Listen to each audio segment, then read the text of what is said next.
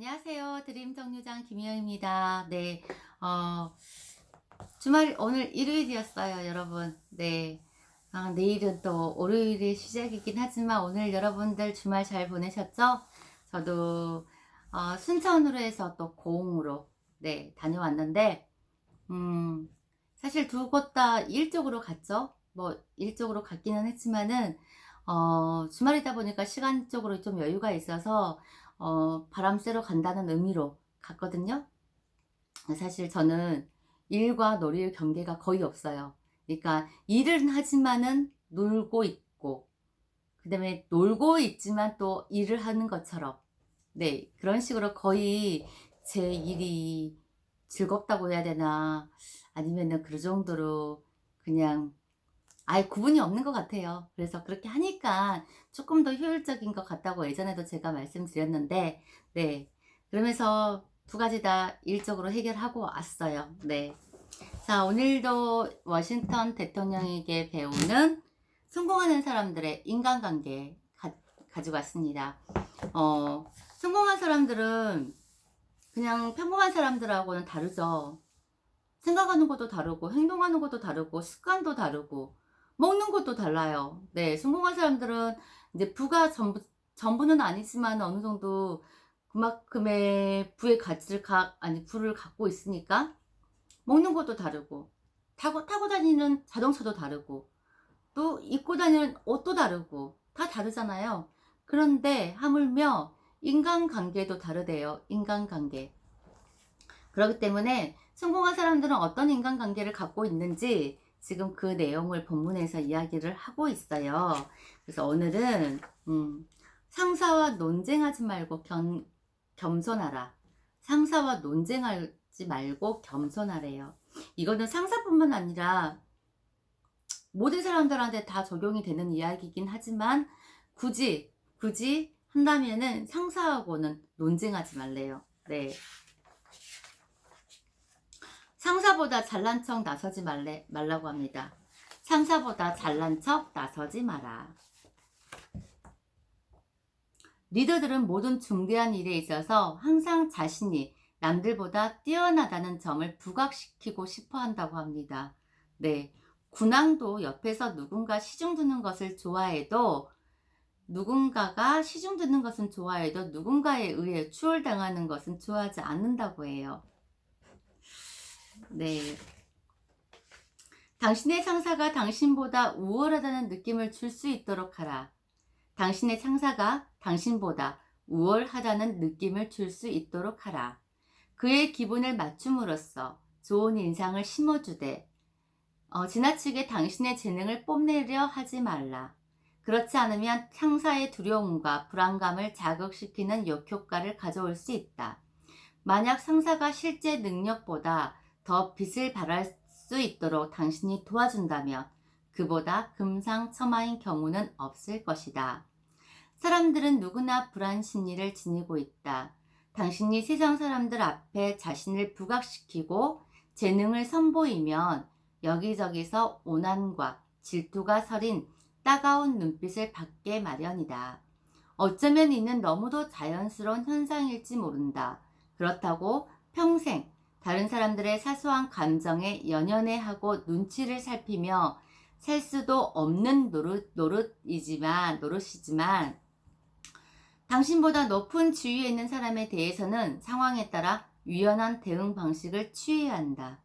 보다 나은 삶을 살고 싶고 일에서 성공하고 싶다면 상사의 지위나 체면을 노골적으로 떨어뜨리는 따위의 치명적인 실수는 저지르지 말아야 한다.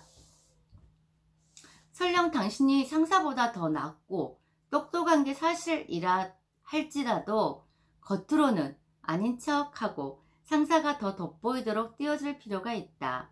억지로라도 상사의 풍부한 경험과 노하우를 지금 절실히 필요로 하는 듯한 순수한 표정을 짓도록 노력해 보아라. 네. 내가 알고 있는 사실이 있다 하더라도 모른 척 하면서 선배님, 저 이거 모르는데 어떻게 좀 가르쳐 주세요. 선배님의 도움이 절실히 필요해요. 아니면, 과장님, 어, 뭐 이런 식으로 부장님 이런 식으로 알면서도 그런 요시 같은 행동을 좀 해 보라는 거죠. 네. 그럼 상사가 자기 부하 직원이 자신의 도움이 필요하고 어떤 노하우를 가르쳐 달라고 막 이렇게 애교를 부리면 안 가르쳐 줄까요?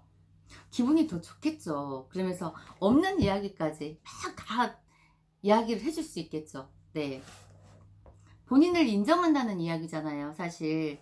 뭐 좀 가르쳐 주세요. 이런 거를 의견을 부탁을 할 때는 자신을 인정한다는 거. 제가 어제 그랬죠. 사람들이 제일 좋아하는 게 뭐냐고. 칭찬, 격려, 인정, 배려 이런 걸 좋아한다고 했잖아요. 내가 누군가한테 특히나 상사한테 당신의 도움이 절실히 필요하고 이런 거는 어떻게 이렇게 해야 돼요? 라고 질문을 하면은 나를 인정하는 거잖아요. 그렇기 때문에 그런 부하 직원을 안 이뻐할 이유가 없잖아요, 사실. 어, 그리고 직장 생활을 할 때는요, 음, 진짜 치사하고 안 이뻤고 더러울 때 많아요. 근데 어쩌겠어요. 음, 내가 치사하면 내가 그 자리에 올라가야죠. 네. 그 자리에 올라가 있지 못하는 상황이라고 한다면, 어찌됐든 간에 이건 계급사회잖아요. 복종해야죠. 네. 근데 그 사람을 자신의 의견과 맞지 않고 상사가 아무리 틀린 의견을 이야기한다 하더라도 그 자리 앞에서 면박을 주거나 그건 아닙니다. 이건 이렇게 해서 이렇게 됩니다. 라고 자신의 의견을 틀린 부분을 지적을 해주면 좋아할 사람 한 명도 없겠죠. 네. 차라리 이제 어떤 회의할 때, 어떤 제가 이제 회의를 할 때, 이런 식으로 이렇게 하겠습니다. 뭐, 이런 방법을 해서 이렇게 하겠습니다라고 이야기를 했는데 꼭 그런 사람 꼭 있거든요. 반대 의견을 이야기를 해요. 근데 물론 제가 안 맞을 수도 있어요. 안 맞고 틀린 부분일 수도 있는데 그냥 그 자리에서 많은 사람들 앞에서 아, 그거는 그것이 아니죠. 이거는 이렇게 이렇게 해야죠. 라고 맞는 말을 해요. 맞는 말은 하는데도 불구하고 인정은 하지만 그 사람의 답이 맞다는 걸 인정은 하지만 과히 제 마음은 좋지는 않아요. 기분은. 네. 그래서 근데 또 어떤 친구는 긍정적으로 이야기를 해줘야 받아준 척 하는데 나중에 끝나고 나서 잠깐 이야기하자고 해서 차 한잔 마시면서 이런 거는 좀 이렇게 하는데 이런 방법이 어떨까? 나중에 혹시나 기회가 되면은 팀원들한테 다시 정정해서 이렇게 했으면 좋겠어. 이렇게 이야기를 하면은요. 정말 고맙거든요. 네. 고마워요. 이런 친구가 있고 저런 친구가 있기는 하지만은 근데 또 잘난 척하는 거. 네. 모든 사람한테 내 친구가 맨날 그런 말 해요. "변은 익을수록 고개를 숙인다."고. 네. 내가 굳이 드러내 보이지 않아도 알거든요, 사람들이. 그 사람이 잘난 것도 알고 똑똑한 것도 알아요. 분명히 알아요. 본인이 스스로 그거를 막 드러내지 않아도. 근데 일부러 막 그거를 자기 스스로가 입으로 막 말을 하고 행동으로 막 그렇게 보이면은 요즘에는 그러더라고요. 요즘에는요. 안 똑똑한 사람 없어요, 사실. 네. 교육이 워낙 고등교육으로 막 이루어져 있고 수준이 높다 보니까 요즘에 젊은 친구들 진짜 안 똑똑한 친구 없고요. 머리 좋은 친구들 진짜 많거든요. 근데 아는데 그 사람이 똑똑한 정도를 아는데 일부러 나서서 그 잘난 척 한다든지 자기가 맞다고 막 이런 식으로 하면은 안 이뻐 보이더라고요, 사실. 네. 그건 저만의 생각일까? 모든 사람이 다 그럴 것 같아요. 근데 굳이 본인 스스로가 조용히 하면서 그냥 묵묵히 자기 할 일을 하면서 해내면은 또 그것 또한 사람들이 알거든요. 네. '아 저 사람은 저러니까 해내는가 봐. 참 겸손해.' 이러면서 겸손한 사람 안 좋아하는 사람 없어요, 여러분. 네. 그러니까 일부러 애써서 그렇게 막 잘난 척하거나 이러지 안 해야 된다고 해요. 그리고 이게 분명히 시기와 질투가 대상이 돼요. 근데 대부분 인간관계 진짜 웃긴 게 뭐냐면요. 음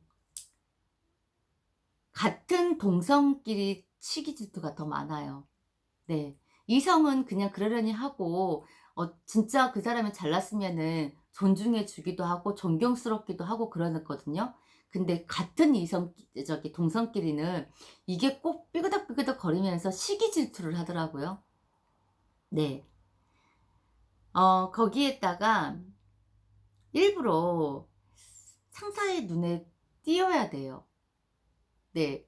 저는 제가 경험담을 이야기를 하면은 내가 그 회사에 어쩔 수 없이 다닌다 하더라도 내가 그 회사에 몸담고 있는 동안에는 직장 동료들과의 이런 관계라든지 또 친교라든지 이런 거는 반드시 필요한데 상사의 눈에 띄어야 돼요. 상사의 관심을 받아야 돼요. 네. 무조건 관심을 받아야 돼요. 음 내가 그 직장에서 어느 정도의 위치에 올라서려고 한다면 반드시 이거는 직장 생활하면서의 철칙인 것 같아요. 상사하고 대립이 돼 봤자 좋을 건 하나도 없어요. 네. 아무리 상사가 모질하고 안 똑똑하고 실수 범벅이라 하더라도 상사예요. 네. 인정을 하셔야 돼요. 안 그러면 그 사람은 자기가 올라가 있어야지. 그 자리에 있어야지. 네. 그 자리에 있지 못한다고 한다면 인정하세요 그냥. 그 자리에 앉아 있는 상사를 인정하시면 돼요. 어쩔 수 없어요. 이게 사회적 구조상 어쩔 수 없는 것 같아요. 네. 그래서 상사의 눈에 띄어야 되고 관심을 받아야 되고 그 관심 안에 들어와야 돼요. 그렇다고 한다면 만약에 잘난 척하거나 막 이렇게 상사의 잘못된 점을 막 지적을 한다든지 반대 의견을 내보는 사람이 있고 또 한 사람은 그냥 상사가 이런 것이 조금 잘못된 방법을 제시한다 하더라도 그냥 자기가 어떤 방법을 이야기하면서도 이게 상사의 탓으로 상사 덕분이라고 "우리 부장님 덕분에 이런 아이디어를 얻어서 이렇게 제가 이런 방법을 제시를 했습니다. 이런 의견을 내봅니다." 라고 이야기하는 것과 음 이 두 부류의 사람이 있다고 한다면 직원이 있다고 한다면 여러분 본인들이 여러분들께서 상사야 어떤 분이 더 좋으세요? 네. 그러죠. 네. 말없이 조용히 상사의 뭐 아까 말한 것처럼 그 사람의 상사의 능력을 조금 더 빛을 발할 수 있게 옆에서 보조 역할을 해 준다고 한다면 네. 그러는 거예요. 상사와 논쟁하지 마십시오. 본인만 손해예요. 본인만. 네. 봐봐요. 시비 가리기가 최선책일까? 시비 가리기가 최선책일까? 대부분의 사람들은 논쟁을 입으로 하는 격투기라고 여긴다. 내뱉는 말 한마디 한마디가 격투 상대를 향해 날리는 주먹과 같기 때문이다. 모두들 싸워서 이기기만 하면 자신이 옳다는 게 증명된다고 착각하는 듯하다. 여러분 여기 잘 들으셔야 돼요. 대부분의 사람들은 논쟁을 입으로 하는 격투기라고 여긴다. 내뱉는 말 한마디 한마디가 격투 상대를 향해 날리는 주먹과 같기 때문이다. 모두들 싸워서 이기기만 하면 자신이 옳다는 게 증명된다고 착각하는 듯하다. 그렇기 때문에 많은 시간과 힘을 들여서 심지어 인정사정 볼 것 없이 자기 주장이 옳다는 것을 증명하려고 발버둥 치는 것이다. 그러나 누가 틀리고 누가 옳은지가 정말 그렇게 중요한 것일까? 헉슬리가 이런 말을 했다. 중요한 것은 누가 옳은지가 아니라 무엇이 진정으로 옳은지이다.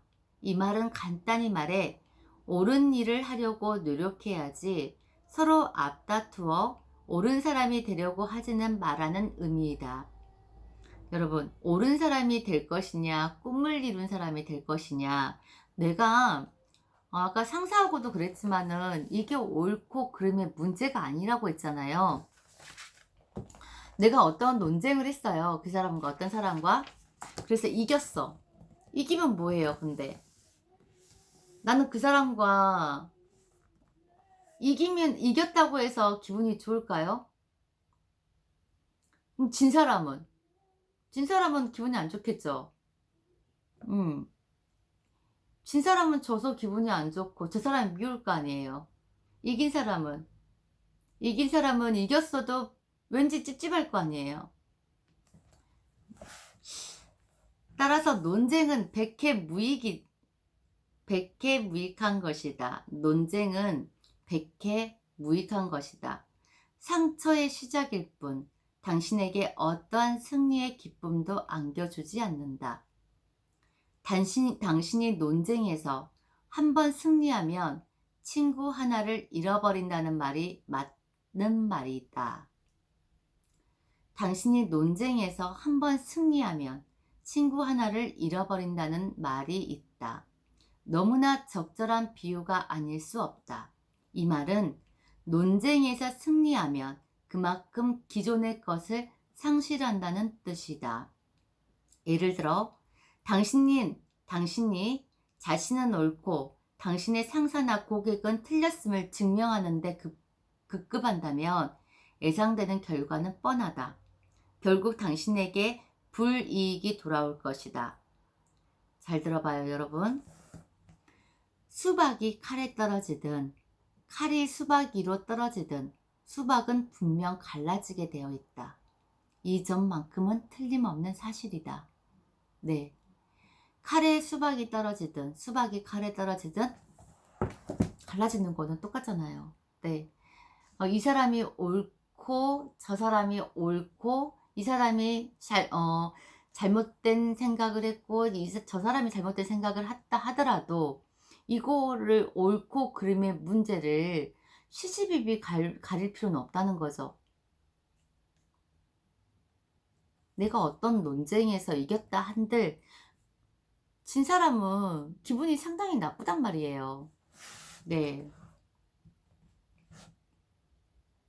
벤자민 프랭클린은 논쟁에 대해 다음과 같이 지적했다. 논쟁은 두 사람이 즐기는 일종의 게임이다. 그러나 이 게임은 좀 이상해서 어느 한쪽도 영원히 승리를 쟁취할 수 없다. 어느 한쪽도 영원히 승리를 쟁취할 수 없다. 네. 만약에 여러분께서 재수없게 개에 물렸어요. 근데 당신이 복수한답시고 개를 물어뜯을 수 있어요? 없잖아요. 네.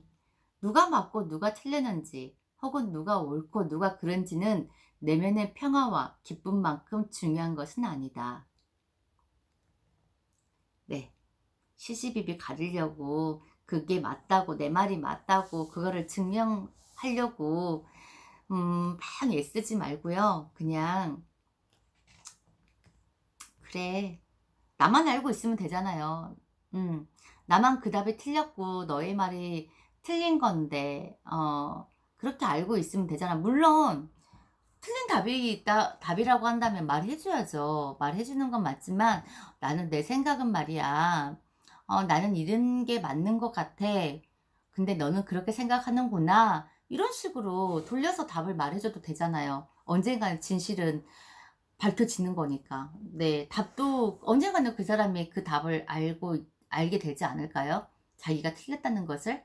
그런데 나중에 알았어. 내가 이렇게 그 사람한테 이야기했는데, 이 사람이 하는 말이 맞았어. 나중에. 그렇다고 한다면 오히려 그 사람한테 더 고마움을 느끼고 미안해하지 않을까라는 생각을 하거든요. 겸손한 태도로 자기 관점을 표현하라. 겸손한 태도로 자기 관점을 표현하라. 적을 두고 싶다면 상대방보다 우월한 것처럼 행동하라. 적을 두고 싶다면 상대방보다 우월한 것처럼 행동하라. 하지만 친구를 얻고 싶다면 상대방이 당신보다 우월해 보이도록 행동해라고 프랭클린은 말했다. 겸손한 성격을 가진 사람들은 평형적인 인간관계를 중시한다. 주위 사람들이 자신의 생각에 동감하도록 하는 대신 그들이 그 때문에 허무함이나 패배감을 느끼지 않도록 배려한다. 겸손은 상대방을 고귀하고 우월한 존재로 만들어준다. 즉, 누구나 느끼고 싶어하는 우월감을 그들에게 공개적으로 심어주는 것이다. 상대방 앞에서 적당한 겸손을 표하는 것이 바로 타인에게 실망을 주지 않으면서 우월감을 느끼게 해주는 비결이다. 네.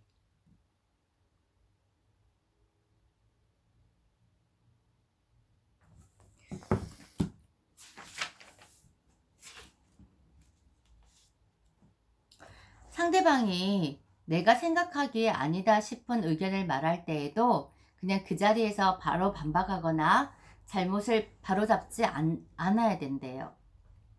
내가 대답을 할 차례가 되어서야 상대방의 의견이 맞는 경우도 있겠지만 지금 언급한 이 일에 있어서는 조금 어폐가 있는 것 같다고 돌려서 표현하기도 하고 또는 나중에 그 자리 피해서 말해주라고. 네.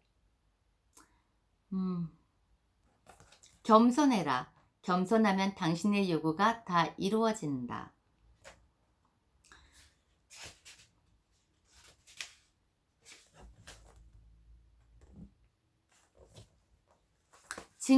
진심으로 상대방을 감동시켜라. 흔히 사람들은 타인의 입장과 처지를 잘 이해하지 못한다. 다른 사람들의 좌절, 시리, 고통에 대해 강 건너 불구경하듯 여길 게 아니라 상대방의 입장을 감안해 실질적이고 필요한 도움을 줄 수 있어야 한다. 매사를 자기 위주로 생각하고 상대방을 배려하지 않는다면 상대방은 당신의 진면목을 확인하는 순간 당신의 인간성에 대해 갖고 있던 신뢰를 완전히 깨버릴 것이다. 모든 사람들이 당신을 눈의 가시로 여기고 기피한다며 당신이 아무리 날고 뛰는 재주를 가지고 있어도 사회에 설 공간을 잃어버리고 매장되어 버린다. 인간은 공동체 속에서 살아가는 동물이다. 혼자 힘으로는 살아갈 수 없다. 다른 사람들과 서로 협력하고 도움을 주고받아야 함께 발전하고 번영할 수 있는 법이다. 과거 히틀러는 민심을 부여잡기 위해 이런 연설을 남겼다. 내가 바라는 것은 추종자가 아니라 동반자입니다. 머리가 좋았던 히틀러는 위대한 사업을 성취하기 위해서는 광범위한 대중의 지지가 뒷받침되어야 하며 혼자 힘으로는 정세를 변화시킬 수 없다는 사실을 잘 알고 있었던 것이다. 타인의 신뢰를 얻으려면 상대방에게 자신의 의견을 받아들이라고 강요할 것이 아니라 상대방이 감동해서 저절로 당신에게 동화되도록 해야 한다. 말을 물가로 끌고 갈 수는 있어도 억지로 물을 먹일 수는 없다는 속담이 있지 않은가? 그렇다면 어떻게 해야 할까? 방법은 의외로 간단하다. 강요나 집착을 버리고 겸손한 태도와 유연한 자세로 상대방을 감동시키면 된다.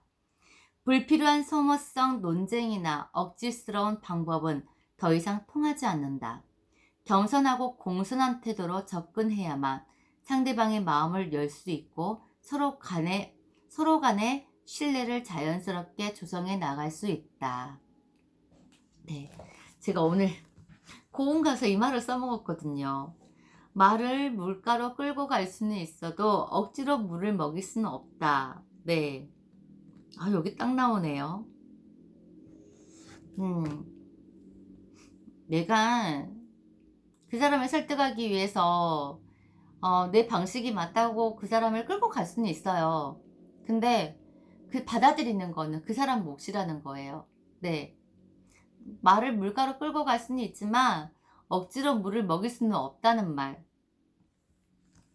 근데 그거를 자신의 운명이 마음에 들지 않아서 운명을 혹시 바꾸고 싶다는 분이 계신다고 한다면 방법이 있대요. 네.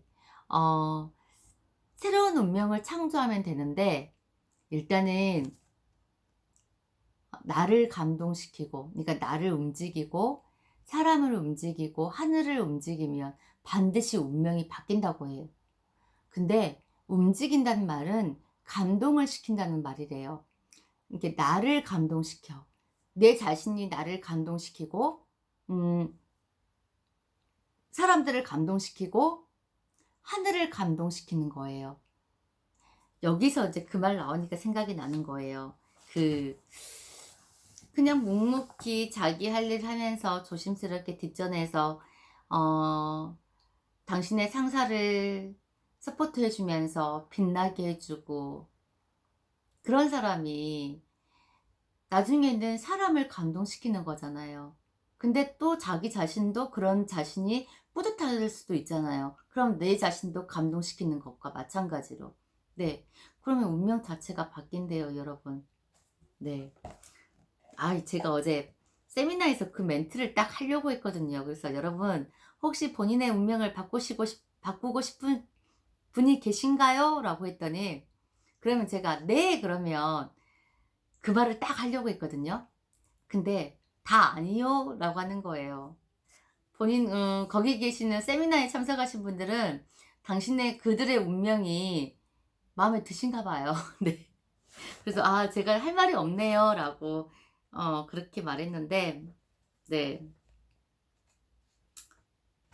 그러니까 나를 감동시키고 사람을 감동시키고 하늘을 감동시키면, 그리고 지금과는 전혀 다른 습관과 행동을 받아들여야 된대요. 그러니까 지금 당신의 운명이, 나의 운명이 난 너무 싫어. 나 왜 이렇게 구질구질하게 사는 거 싫어. 좀 바꾸고 싶어. 왜 나는 남들과 비교돼서 이렇게 살아야 되지? 막 혼자 자신이 운명을 난 바꾸고 싶다. 막 그러신 분들, 음, 운명은 타고난 걸까요? 저는 그렇게 생각하지 않거든요. 내가 내 운명을 창조하는 거죠. 내 운명을 내가 만드는 거잖아요. 그런 것처럼 지금의 당신의 운명이 마음에 들지 않는다고 한다면 지금과 전혀 다른 방법을 써야 된다고 해요. 지금까지 이렇게 살아왔는데 마음에 들지 않아. 그러면 앞으로 내가 살 날이 50년이 더 남아있을 거 아니에요. 50년, 60년. 그러니까 다른 방법으로 써서 다른 방식으로 살아야죠. 네, 그래서 전혀 다른 생각과 행동, 네, 이런 것들을 어, 만들고 또 받아들이고 한번 해보라는 거죠. 그러면은 반드시 운명은 바뀐다고 해요. 그러면서 내 자신이 감동을 하고 여러 사람들을 감동을 시키고, 네, 하늘, 음, 그 사람들한테는 그 길을 받아야 돼요, 사실. 근데 천기, 인기, 지기, 네, 그런 길을 받아야 된대요. 천기, 하늘의 기, 인기, 사람의 기, 그다음에 지기, 땅의 기운, 땅의 에너지, 네, 그런 기, 땅의 기, 그 기를 받아야지만 어, 하나가 될 수 있대요. 하나, 우주 공간에서 이런 하나가 될 수 있다고 해요. 그래서 그런 에너지로 조금 더 나은 삶으로 발전시킬 수 있는 거예요. 나 혼자만 잘해서가 아니에요. 나 혼자 살 수 없는 세상이에요. 네, 이 지구라는 세상은 절대적으로 나 혼자 살 수 없어요. 그 자연인이 좋다, TV 보면은 그런 거 나오죠. 자연인이 좋다. 네, 그분도 세속이 싫어서 모든 걸 다 잊으려고, 아니면 여러 가지 원인들이 있겠지만 분명히 이유가 있을 거예요. 그렇게 산속에서 혼자 그렇게 지내신 분들도 분명히 무슨 이유가 있어요. 어떤 사람들 세상이 정말 싫어서, 어떤 사람은 아파서, 어떤 병마와 싸우면서 자연과 함께 어우러져서 나오신 분들 굉장히 많잖아요. 그래서 자연을 벗삼아서 그렇게 살아가려고 하시는 분들이 계시는데, 그분도 어쩌다가 가끔씩은 아예 안 만나고 살 수 없잖아요.